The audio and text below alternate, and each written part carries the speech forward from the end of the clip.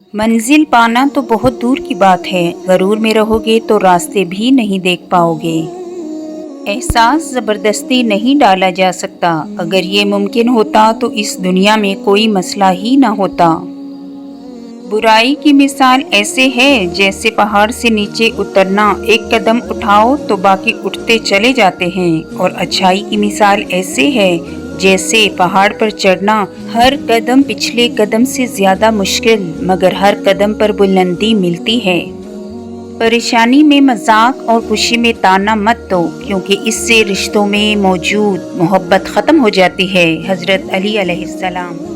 جیسی محبت آپ اپنے ماں باپ سے کریں گے، ویسی ہی محبت آپ کی اولاد آپ سے کرے گی۔ رشتوں کو سنبھالنے کے لیے جھکنا پڑے تو جھک جائیں، لیکن اگر ہر بار آپ ہی کو جھکنا پڑے تو رک جائیں۔ حضرت علی علیہ السلام نے فرمایا، ہمیشہ ایسے شخص کو چنا کرو جو آپ کو عزت دے، کیونکہ عزت محبت سے کہیں زیادہ خاص ہوتی ہے۔ اکثر کہا جاتا ہے کہ تالی ایک ہاتھ سے نہیں بجتی، لیکن کبھی کبھی تالی بجانے والے دونوں ہاتھ ایک شخص کے ہی ہوتے ہیں، اور وہ تالی آپ پر بجتی ہے، کبھی عزت کی، کبھی ذلت کی تو کبھی تماشے کی۔ غلط سے غلط انسان کے لیے بھی اصلاح کا واحد راستہ محبت ہے۔ تنقید اور تلخی چاہے کتنی ہی حق پر کیوں نہ ہو، وہ اصلاح کے لیے کارگر ثابت نہیں ہوتی۔ جمع کر دی گئی دولت کبھی ساتھ نہیں جاتی، لیکن دولت کمانے کے لیے اگر گناہ کیے ہیں تو وہ ضرور ساتھ جاتی ہے۔ خود کو دھوکہ نہ دیں۔ حضرت رسول خدا صلی اللہ علیہ وآلہ وسلم نے فرمایا، کس قدر تعجب ہے اس شخص پر جو ابدی زندگی کے گھر کی تصدیق تو کرتا ہے، لیکن دھوکے کے گھر دنیا کے حصول کی کوششوں میں لگا ہوا ہے۔ منافق لوگوں سے سنبھل کر رہیں، یہ پہلے تو آپ سے رو رو کر دکھ پوچھیں گے، پھر ہنس ہنس کر لوگوں کو بتائیں گے۔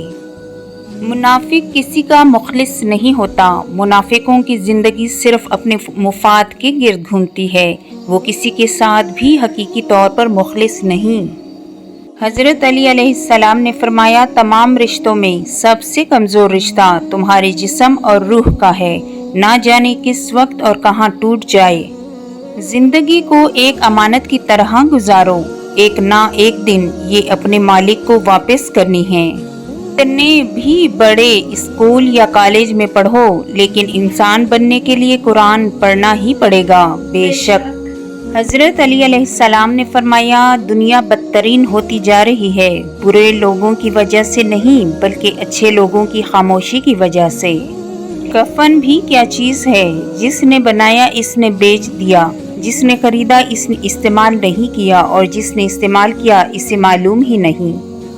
حسد کرنے والے کے لیے یہی سزا کافی ہے کہ جب تم خوش ہوتے ہو تو وہ اداس ہو جاتا ہے۔ کام کرنے والوں کی قدر کرو، کان بھرنے والوں کی نہیں۔ حاسد کی علامات۔ امام جعفر صادق علیہ السلام نے فرمایا کہ حضرت لقمان نے اپنے فرزند کو نصیحت کرتے ہوئے فرمایا، حاسد کی 3 علامتیں ہیں، پس پشت لوگوں کی غیبت کرتا ہے، ان کے سامنے چاپلوسی کرتا ہے، اور دوسروں کی مصیبت پر خوش ہوتا ہے۔ منافق کی 3 نشانیاں۔ رسول اللہ صلی اللہ علیہ وسلم نے ارشاد فرمایا، منافق کی 3 نشانیاں ہیں، جب وہ بات کرے تو جھوٹ بولے، جب وہ وعدہ کرے تو وعدہ خلافی کرے، اور جب اس کے پاس امانت رکھوائی جائے تو اس میں خیانت کرے۔ جس دن یہ قوم روٹی کی بجائے چابی حاصل کرنے کی کوشش کرے گی، وہی دن حقیقی انقلاب کا پیش خیمہ ثابت ہوگا۔ دنیا میں کامیاب جوڑا صرف جرابوں کا ہوتا ہے، کیونکہ ایک کے بنا دوسرا کسی کام کا نہیں ہوتا۔